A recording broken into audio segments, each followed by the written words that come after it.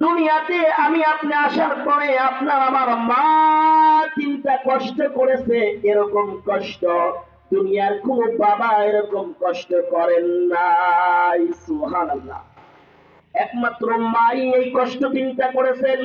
মায়ের পক্ষ থেকে উকিল হয়ে আল্লাহ রাব্বুল আলামিন জানিয়ে দেয়, হামালাতহু উম্মুহু কুরহা ওয়া যাতুহু কুরহা ওয়া হামলুহু ওয়া ফিসালুহু 30 শাহরা। সুবহানাল্লাহ।